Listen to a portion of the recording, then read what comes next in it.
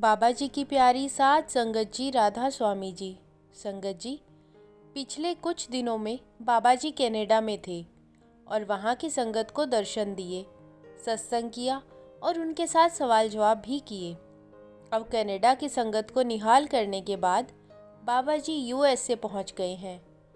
आज 27 जुलाई और कल 28 जुलाई को बाबा जी वहाँ की संगत को दर्शन देंगे और वहाँ की संगत के साथ भी सवाल जवाब का कार्यक्रम किया जाएगा। संगत जी, हर साल ही बाबा जी अपने टूर का कार्यक्रम इस तरह ही बनाते हैं कि वह पहले कनाडा जाते हैं और फिर कनाडा के बाद यूएसए के लिए निकल जाते हैं। पिछली बार जब बाबा जी कनाडा गए थे तो वहाँ से यूएसए जाने के लिए वह 2 से 3 घंटे पहले ही निकल गए थे, क्योंकि बाबा जी उन 2 से 3 घंटों के बीच में ज़रूरी काम निपटाना चाहते थे।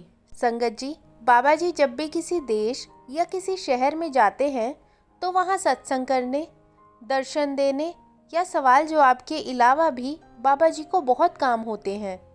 कुछ काम उनके पर्सनल होते हैं और कुछ काम सत्संग घर, सेवादारों और वहाँ की मैनेजमेंट से जुड़े होते हैं। और यह बात तो सारी संगत ही जानती है कि बाबा जी कई बार अपनी ऐसी संगत के पास दर्शन देने खुद पहुँच जाते हैं जो बाबा जी के पास आने में असमर्थ होती है। आज की साखी सुनने के बाद आप सबकी आंखें नम हो जाएंगी। संगत से विनती है कि वीडियो को पूरा सुने, क्योंकि इस साखी के अंत में कुछ ऐसी बातें मैंने कही हैं जिन्हें मैंने खुद अपनी ज़िंदगी में महसूस किया है और शायद हर सत्संगी या फिर वह इंसान जिसे नामदान मिल चुका है वह महसूस जरूर करता है। और जो लोग अपने दुखों से घबरा जाते हैं वह यह साखी ज़रूर सुने और कमेंट बॉक्स में राधा स्वामी जी लिखना मत भूलें। संगत जी, यह साखी उन लोगों के लिए बहुत ज़रूरी है जो लोग यह सोचते हैं कि बाबा जी उनकी थोड़ी भी परवाह नहीं करते। इस साखी के बाद आपको समझ आ जाएगा कि एक गुरु का दिल कितने विशाल सागर की तरह दया से भरपूर होता है। गुरु अगर अपनी मौज में हो तो वह हमारी बड़ी से बड़ी गलती को भी माफ़ कर सकता है।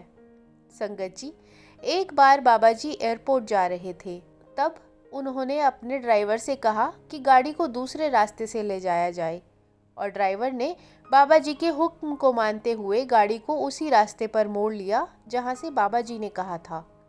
जो लोग बाबा जी के करीब रहते हैं वह उनके चमत्कारों से अनजान नहीं होते और उन्हें पता होता है कि अगर बाबा जी ने कोई बात कही है तो उसके पीछे ज़रूर कोई बड़ा कारण होगा और वह बाबा जी से कोई सवाल किए बिना बाबा जी के हुक्म को पूरा करते हैं। अब जहाँ बाबा जी ने गाड़ी ले जाने के लिए कहा था वह रास्ता बहुत लंबा था और रास्ते में कई गांव भी आने वाले थे। रास्ते में एक गांव में से निकलते हुए बाबा जी ने एक घर के आगे गाड़ी को रुकवा दिया। तब बाबा जी गाड़ी से उतरे और उस घर की तरफ चलने लगे। बाबा जी के साथ साथ उनके सेवादार और ड्राइवर भी चलने लगे। तब बाबा जी ने उन्हें बाहर ही इंतज़ार करने के लिए कहा और कहा कि मुझे यहाँ किसी से मिलकर आना है, मैं थोड़ी देर में आ जाऊँगा। तब बाबा जी अपने साथ सिर्फ एक सेवादार को उस घर के अंदर लेकर गए। बाबा जी के सेवादार ने उस घर का दरवाज़ा खटखटाया। कुछ देर इंतज़ार करने के बाद एक बुज़ुर्ग बीबी ने दरवाज़ा खोला। बाबा जी उसके सामने खड़े थे, लेकिन वह बाबा जी को पहचान ही नहीं पाई, क्योंकि कुछ तो उसकी नज़र कमज़ोर थी और उसे यह उम्मीद भी नहीं थी कि बाबा जी उसके घर खुद उसे दर्शन देने चले आएंगे। वह बीबी पूछने लगी कि आप लोग कौन हैं और किससे मिलना है।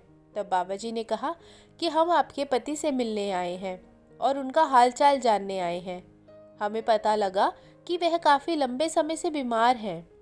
अब बीबी ने सोचा कि शायद यह उनके पति के कोई पहचान वाले हो सकते हैं। बीबी ने उन्हें अंदर आने को कहा। संगत जी, इस बीबी के पति डिप्रेशन की बीमारी से जूझ रहे थे। कहने को तो डिप्रेशन कोई बड़ी बीमारी नहीं लगती, लेकिन जिसके साथ यह हालात बीत रहे होते हैं, इस बीमारी की गंभीरता के बारे में सिर्फ वह मरीज और उसके परिवार वाले ही जानते हैं। इस बीबी के पति को डिप्रेशन उनके बच्चों के कारण ही हुआ।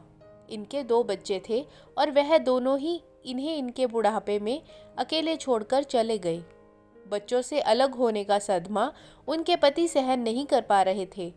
जिन बच्चों को इतने प्यार से पाल पोस कर बड़ा किया, अगर वही बच्चे अपने माता पिता के बुढ़ापे में उन्हें इस तरह अकेले छोड़ जाएं और उनका हाल भी ना पूछें, तो उन माँ बाप पर क्या बीतती है, यह सिर्फ वही बता सकते हैं।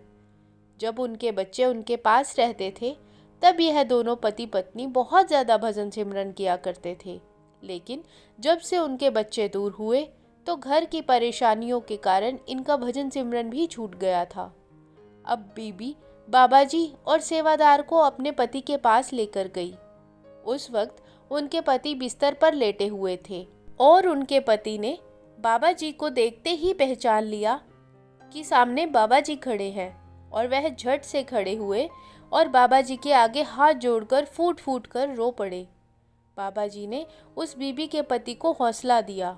अपने पति के मुंह से बाबा जी शब्द सुनने के बाद उस बीबी ने भी बाबा जी को पहचान लिया और वह रोते हुए कहने लगी कि मैं कितनी मूर्ख हूँ जो अपने प्यारे सद्गुरु को ही नहीं पहचान पाई और उनसे सवाल करने लग गई।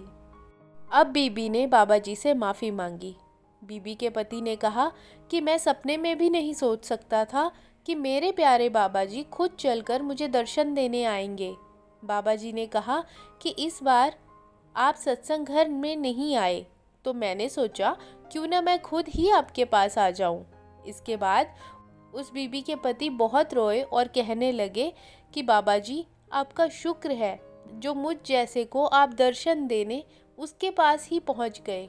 फिर बाबा जी ने उन्हें कहा कि जब से आपने सत्संग घर आना बंद किया है, तब से आपकी पत्नी भी वहां नहीं आ पाती। जैसे संगत को अपने गुरु के दर्शन करने की इच्छा होती है और उससे उन्हें खुशी मिलती है, ऐसे ही मुझे भी मेरी संगत के दर्शन करके खुशी मिलती है और शांति मिलती है। इसलिए मैंने सोचा कि मैं इस बार कनाडा आया ही हूँ, तो क्यों ना आपसे मिलता चलूँ। तब उस बीबी के पति कहने लगे कि बाबा जी, मेरी हालत तो सत्संग घर पहुँचने की ही थी ही नहीं, लेकिन मैंने इसे कहा था कि अगर यह जाना चाहती है तो ज़रूर जाए, पर इसने कहा कि बाबा जी का हुक्म है कि गुरु घर की सेवा से पहले अपने परिवार की सेवा को ऊपर रखा जाए। तब बाबा जी ने उन्हें कहा कि सेवा का मतलब यह नहीं कि आप ज़रूरी सत्संग घर में ही जाकर सेवा करें। अगर आपके घर में कोई बीमार है और आप उसकी सेवा करते रहते हैं, तो यह भी उस गुरु घर की सेवा के समान ही है। तब वह दोनों पति पत्नी बाबा जी से कहने लगे कि बाबा जी, आप तो जानी जान हो, आपसे क्या ही छुपा है।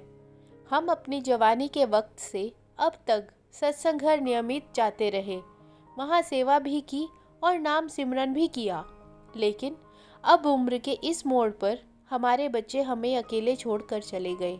बाबा जी ने उन्हें कहा कि आपको किसी भी चीज़ की चिंता करने की कोई ज़रूरत नहीं है।